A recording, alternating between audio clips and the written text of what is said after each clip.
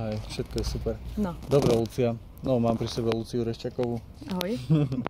No a chcem sa jej opýtať nejaké informácie ohľadom jej premeny. Lucia, na začiatok by som sa chcel opýtať, čo ťa motivovalo k tomu, aby si niečo zmenila? No, motivovalo ma operácia kolena, že som nevedela chodiť. A potom sa to tak dajak, že som chcela vyzerať lepšie, cítiť sa lepšie a už to išlo. Dobre, vieš čo ma zaujíma? Zaujíma ma to, že čo bola pre teba taká možno najväčšia prekážka v tých zmenách? Najväčšia prekážka... Alebo čo bolo také najťažšie? Prísť sem. Prvýkrát bolo najťažšie a ostatné bolo tiež akože, nie že odísť z roboty, ale proste donútiť sa vôbec prísť. Bolo to strašne ťažké.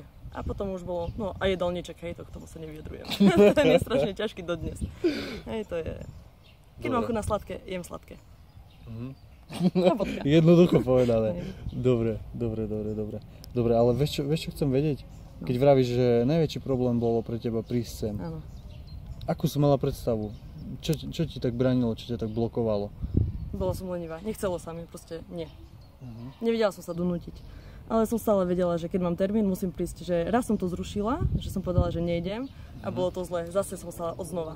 Zase odznova prísť, zase premáhať sa. A teraz to už ide samo, že už sa teším. Dobre, ešte by som chcel počuť, čo všetko sa zmenilo. Aj po tej fyzickej stránke, aj možno po tej psychickej. No, úplne všetko. Zmenila som moje vlasy. Nie, tak schudla som 10 kg. Nemeriala som sa ešte, takže musím to skúsiť.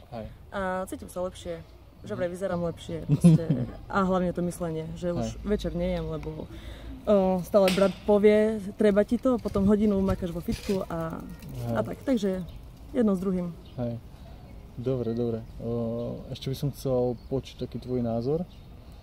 Čo by si odporúčila ľuďom, ktorí napríklad váhajú, či ísť do premeny, neísť, hej, či urobiť?